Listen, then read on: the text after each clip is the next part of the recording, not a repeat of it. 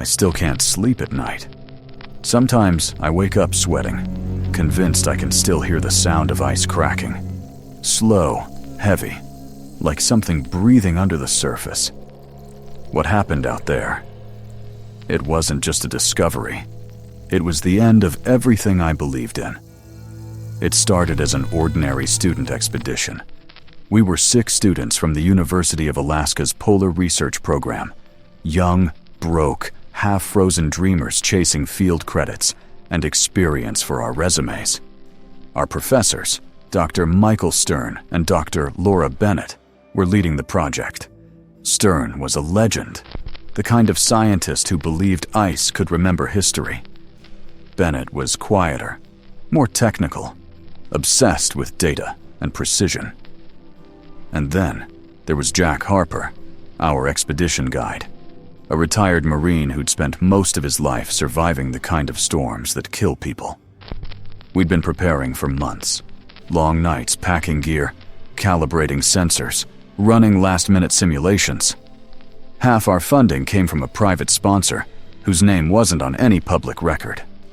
Stern joked that we were probably working for a ghost branch of NASA. We laughed, but no one ever confirmed who paid for the trip. When the plane finally took off from McMurdo Station, the world below us turned white, a dead, endless desert of light and silence. I remember thinking it was beautiful. I didn't know then that it would also be the last beautiful thing I'd ever see. We landed near the coordinates of an abandoned American outpost, Station Polaris 7, built in the 1970s and long forgotten. The wind there never stopped. It screamed across the ice like it had a memory of everyone who died trying to outlast it. The first few days felt like a movie. Students joking, cameras recording, the professors arguing over readings. We spent nights huddled in tents, taking turns melting snow for water. Jack told stories about men freezing to death just meters from their stations. We laughed then, too. On the 3rd night, Stern showed us the satellite data, strange irregularities beneath the ice shelf 40 miles from our camp. "There's something down there," he said, tracing the anomaly with his pen. "A cavity that shouldn't exist. It's warmer than the surrounding layers." Jack frowned. "Could be geothermal activity." Bennett shook her head. "Too isolated. There's no volcanic structure for 1,000 miles." That night, we picked up something on the radio, a faint rhythmic pulse hidden under static. Bennett thought it was interference from the storm. Stern, pale-faced, said it wasn't. "It's organic," he whispered. "The signal pattern looks biological." The next morning, we started drilling. The air was so cold it burned your lungs. Every sound, the drill, our boots, our breath, felt too loud, too sharp. At 20 meters, the drill hit something solid. Not rock, not ice. The vibrations changed, became hollow. Stern looked at the readings, his voice low and uneven. "There's something down there. Something warm." He didn't smile. None of us did. We thought we'd found history, a fossil, a miracle of preservation. But what we found had never belonged to history. It was waiting. By morning, the storm had moved on, leaving behind a silence so deep it almost hurt to breathe. We stood in a circle around the drill site. Our shadows stretched across the ice like black fractures. The digital thermometer blinked. 40 by Kudigshort, but the sensor below was reading 3 degree Banta. Dr. Stern leaned toward the data screen, frowning. "That's not a malfunction," he said quietly. "Something's generating heat down there." We widened the borehole, centimeter by centimeter, steam rising in the freezing air. The light from our headlamps reflected off something smooth beneath the surface. Not rock, not sediment. Then Harper shouted, "Stop!"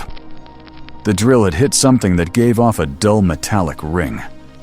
We cleared the remaining ice by hand, and soon we could see it. A shape frozen inside a translucent blue wall, humanoid but massive, easily over 7 feet tall. with broad shoulders and long limbs. At first I thought it was a statue. Then Bennett brushed away more frost with a gloved hand and froze. The face beneath was human, or close to it. The skin was grayish-blue, stretched tight over sharp features. Frost covered his lips, but there was something unmistakably lifelike in the expression. Not peaceful, not dead. He wore armor. Real armor. Segmented plates fused together by age and ice, with strange etchings carved across the chest. It looked ancient and futuristic at the same time.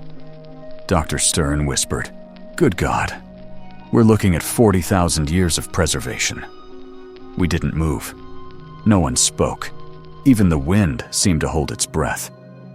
Bennett broke the silence first. "Is he dead?" Stern finished. "Let's hope so." We marked the coordinates and called the base. The transmission cut in and out, distorted by the cold. But the message got through. Within 3 hours, 2 helicopters appeared on the horizon, one unmarked, the other carrying scientists from the main research command. They descended like a swarm. Cameras, hazmat suits, containment units, all brought out in perfect formation. We were pushed back as the team surrounded the excavation pit, shouting commands through radios. They began cutting through the ice using plasma cutters that hissed like snakes in the wind. When the figure finally broke free, it wasn't white or frozen solid. It was faintly blue. The body radiated a soft luminescence, like deep-sea light. The ice steamed as they lifted it onto a metal stretcher. One of the scientists checked a thermal scanner. His voice trembled when he said it. "There's residual body heat." Bennett whispered, "That's impossible." But the word impossible had already lost its meaning out there.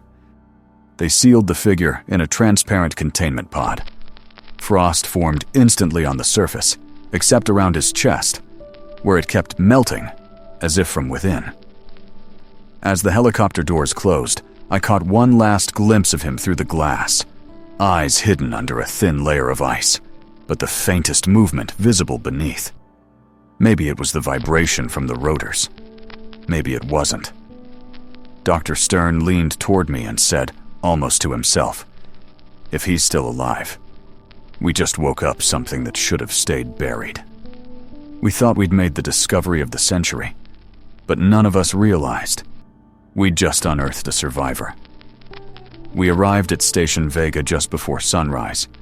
The sky was a dim violet blur, and the world below us, an endless field of white ridges and black ice. The helicopter blades screamed against the cold air as we descended. From above, the base looked like a scar carved into the ice. 10 modular buildings connected by narrow tunnels, all lit by yellow floodlights that flickered through the fog. As soon as the rotors stopped spinning, people in heavy black parkas surrounded us, motioning us out. The body was escorted first.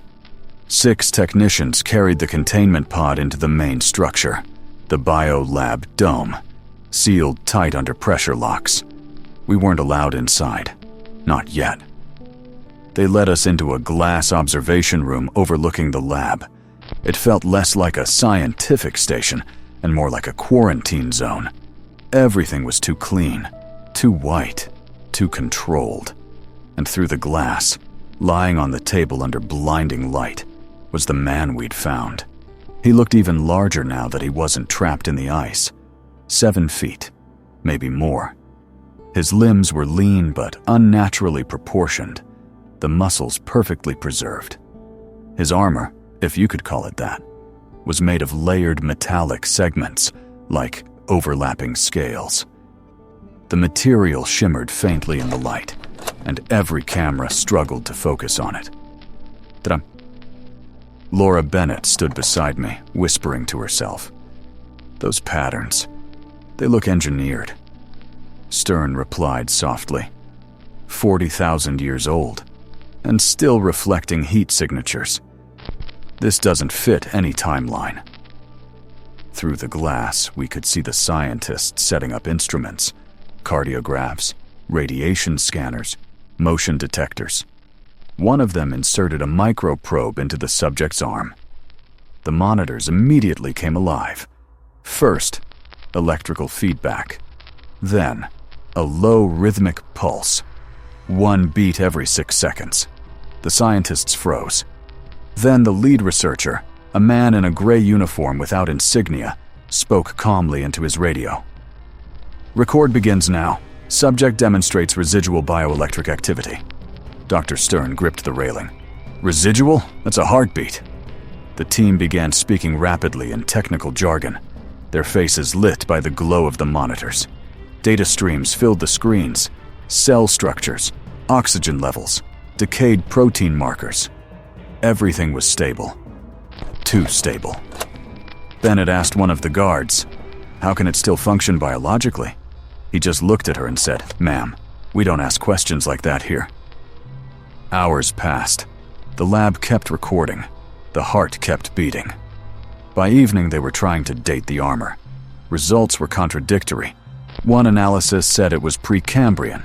Another said it was manufactured less than 100 years ago. Nobody could explain it. Then something unexpected happened. A proximity sensor picked up a faint magnetic field around the subject, pulsing in the same rhythm as the heartbeat. The readings were identical, like one was feeding the other. Volunteers approached to take a tissue sample. The instant the scalpel touched his skin, the power flickered. Every light in the lab went out for 3 seconds. When they came back on, the scientists had stepped back, whispering. The skin had sealed itself. No wound, no trace. Bennett turned toward us, pale. That wasn't a muscle reflex. That was regeneration. They decided to increase the temperature inside the containment unit. To stabilize the cellular structure, they said. But when the heater turned on, vapor began to rise from his chest. For the first time, I saw movement. Not a spasm, not an illusion. His fingers curled slightly inward. Stern whispered, "He's adapting to the warmth." By 21 Muwan, the orders came down from above. No one leaves the base until the next day. The helicopters were grounded anyway. A new blizzard was moving in fast. We were told to get some rest, but no one slept. Through the observation glass, under the flickering lights, the ancient man's chest began to rise and fall. Slow, steady, alive. When I woke up, it was already daylight, or what passed for daylight in Antarctica. The storm outside had buried the station halfway under snow, and the wind screamed like a living thing. The generators kept flickering, lights stuttering every few minutes. It felt like the entire world had frozen in place, except for that one room, the lab where he lay. We weren't allowed to leave the observation area. Guards stood by every door, armed but silent. No insignias, no names. Through the glass, the scientists were still working. Most hadn't slept either. They looked pale, robotic, hypnotized by the readings on their monitors. The subject's temperature had stabilized at 37.1 degrees, perfect human normal. His skin tone was changing. The bluish hue was fading, replaced by something that looked disturbingly alive. Dr. Bennett whispered, "He's acclimating, like he knows what to do." Dr. Stern didn't respond. He was staring at the data panel. "Heart rate, 50 beats per minute," he said quietly. "Respiration, slow but consistent. Brain activity." He paused. "Wait, brain activity?" The EEG monitor was spiking in irregular bursts, waves of energy pulsing through the brain like surges of static. Each time the signal peaked, the power in the room flickered. One of the scientists adjusted the scanner. "It's reacting to external electricity," he said, almost as if it's syncing with it. Outside, the wind howled harder. Snow whipped against the glass in thick white streaks. The world beyond the base had turned invisible. By noon, the armor was removed, or at least part of it. The technicians managed to detach a segment from the shoulder. The material wasn't any known alloy. Its molecular structure was non-terrestrial, resistant to every analysis. When exposed to air, it emitted a faint vibration, a sound too low for human ears, but deep enough to make the walls hum. Bennett murmured, "That's not armor. That's life support." They ran scans on the exposed skin. Perfect. No decay, no frostbite, no damage. One of the professors joked nervously that he looked better than all of us. Nobody laughed. Hours dragged on. Every test came back inconclusive. Carbon dating failed. The DNA sequences didn't match anything in the global database. Every answer generated more questions. Stern started pacing. "This isn't a discovery. It's a warning," he muttered. When I asked what he meant, he said, "Evolution doesn't make leaps like this. Something put him here." At 3:17 p.m., a sudden alarm cut through the lab, a high-pitched tone that made my teeth ache. The heart rate had spiked. All monitors began flashing red. The pulse jumped from 50 to 110, then to 160. The scientists panicked, shouting over each other. The subject's chest began to rise faster, heavier, as though taking deep breaths for the first time in centuries. Steam poured from his mouth. His hands twitched. A guard shouted, "Step back from the glass!" Then, without warning, the lights went out. Only the emergency red lamps remained, bathing everything in crimson. Through the haze, I saw him, his eyes open, pale gray. Focused. A sound escaped his throat, deep and guttural, like something between breathing and speaking. It wasn't human language, but every word felt intentional. Dr. Bennett whispered, "Oh my God, he's trying to say something." Then the generators kicked back in. The lights flickered white again, and he was motionless, eyes closed, as if nothing had happened. The monitor showed normal readings. The voice was gone. "Could be a muscle spasm," one of the scientists said. But his voice shook. Nobody believed it. Outside, the storm got worse. All outgoing communication was cut. The evacuation helicopter was grounded indefinitely. That night, Stern and Bennett argued in low voices. I only caught fragments. Containment breach. Unstable vitals. Possible reanimation. I sat by the observation glass for hours, staring at the frozen figure under the harsh lights. And then, just before midnight, I saw it again. His eyes opened, and this time, they were looking directly at me. By midnight, the storm had become a monster. The walls of Station Vega shook with every gust, the steel panels groaning like something alive. The wind screamed across the ice, and the temperature fell below 60 degrees. Inside, the base was running on backup power. The fluorescent lights flickered like dying stars, and the air smelled faintly of metal and ozone. The scientists hadn't stopped working. They were too close to something, too obsessed to rest. The ancient man lay still under the sterile glow, wires running from his chest and temples into machines that beeped irregularly, like a broken heartbeat. I sat in the observation bay with Dr. Bennett and Jack Harper. None of us spoke. Every few minutes, the lights dimmed again. Dr. Stern was downstairs, helping the research team recalibrate the power grid. He looked terrified earlier, though he tried to hide it. At 0:14, the PA system crackled with static, then went silent. The hum of the generator became uneven. It sounded like something was draining energy from the entire facility. And then the first alarm went off. A shrill, continuous tone echoed through the corridors. Containment pressure drop. Lab Sector B. We ran to the window, pressing our faces to the glass. The chamber was fogged over from the inside. The heat levels had spiked, melting the last fragments of ice around the body. The scientists inside were shouting, but the sound didn't carry through the reinforced walls. One of them wiped frost from the interior window, and then froze. The figure on the table wasn't lying down anymore. He was sitting upright. Every muscle in my body locked. His skin looked wet under the light, glistening like freshly thawed stone. His eyes were half open, not blinking, not human. His lips moved, slow, deliberate, as if repeating something over and over in a language no one could understand. Bennett whispered, "He's conscious." Harper grabbed her shoulder. "Don't say that. Don't." A sudden crash interrupted him.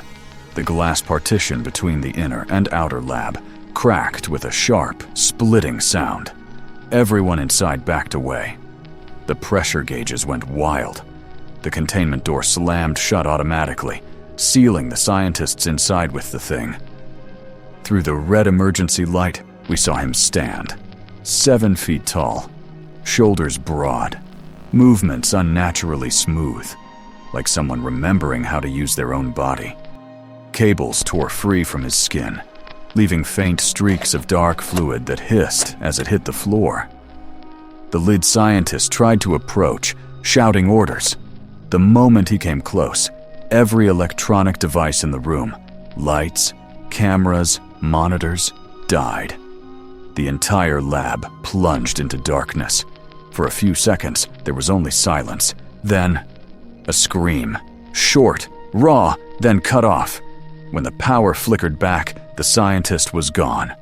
Only his headset remained, lying in a puddle of melted frost.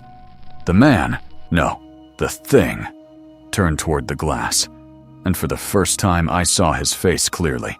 Not monstrous, human, too human. But the eyes, they were empty, pale and cold as the ice that had held him for millennia. He stepped closer, one hand against the glass. Frost began to spread under his palm, creeping outward in jagged patterns.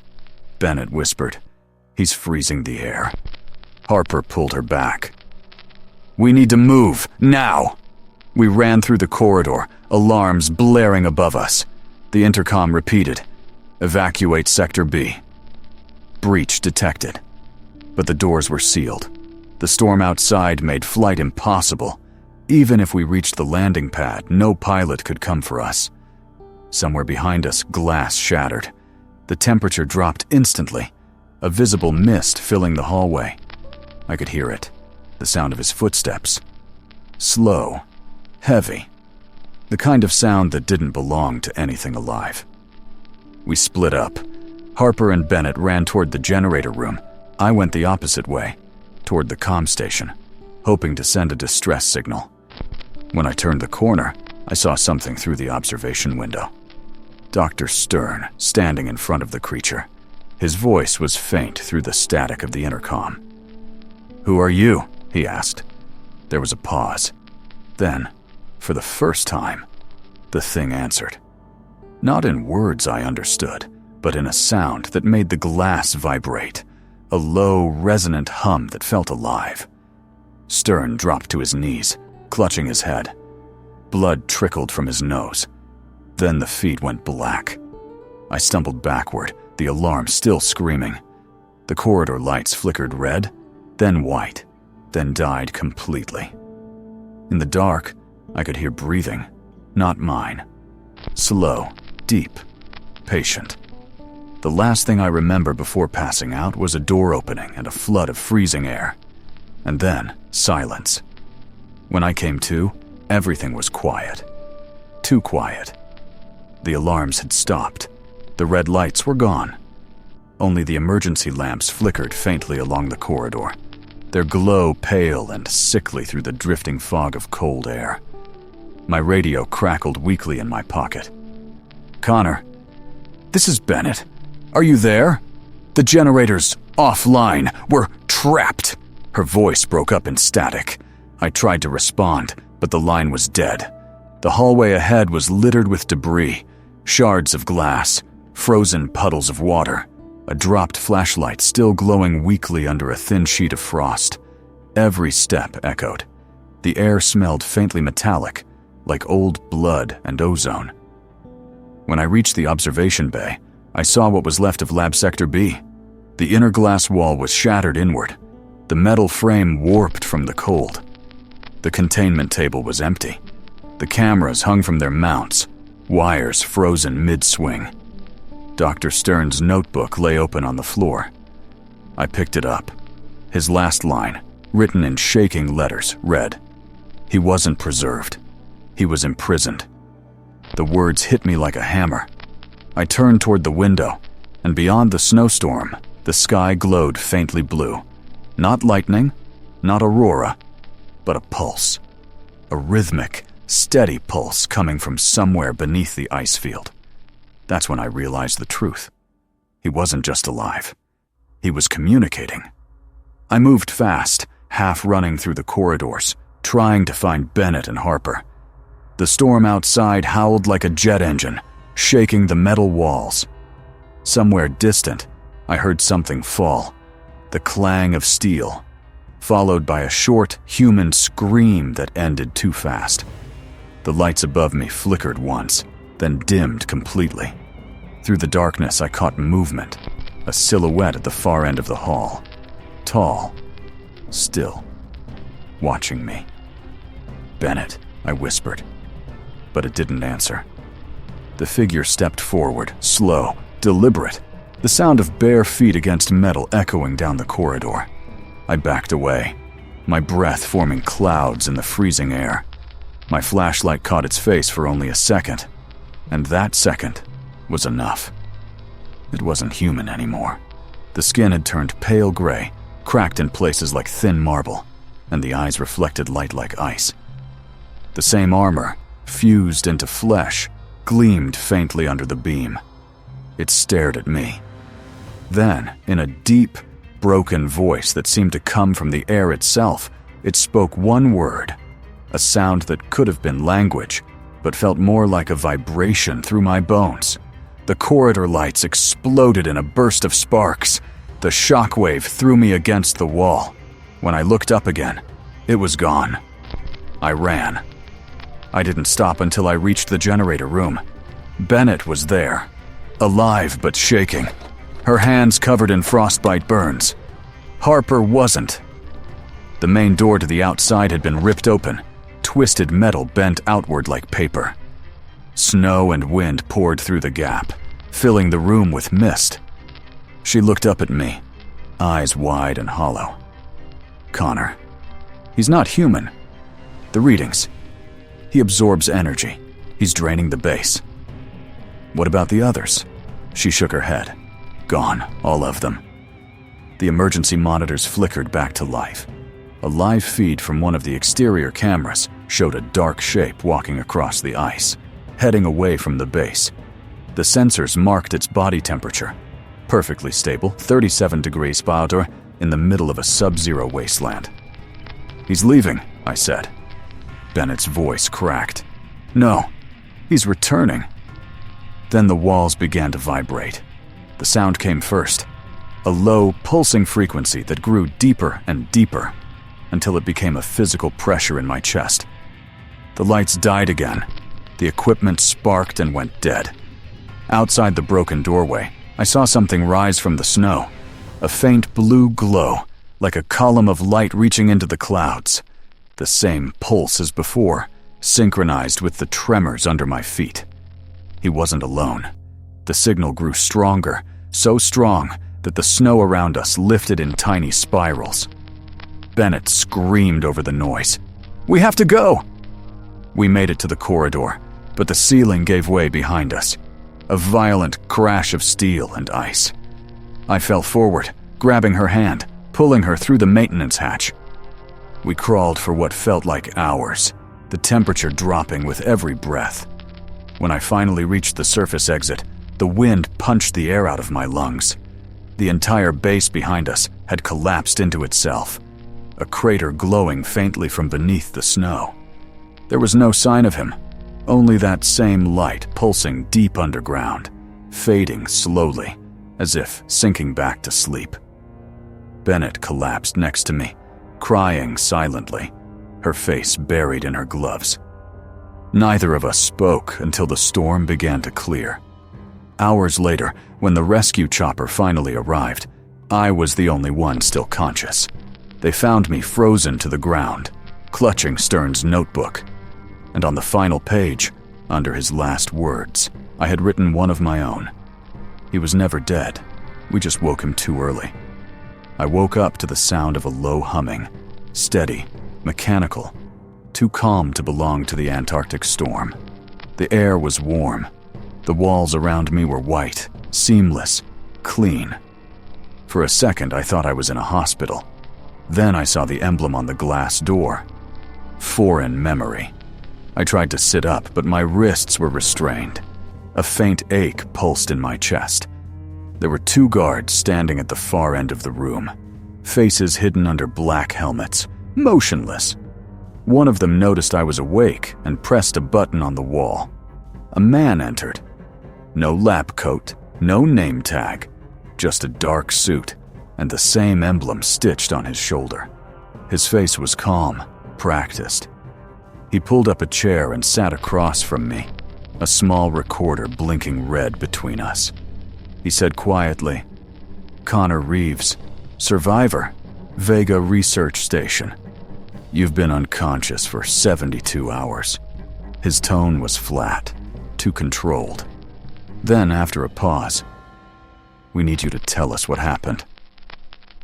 I didn't want to, but the images wouldn't stop replaying in my head. The frozen chamber, the heartbeat under ice, the eyes opening. I told him everything, from the beginning. The excavation, the storm, the screams, the light beneath the ice. He didn't react, not once. Just nodded, occasionally glancing at his notes.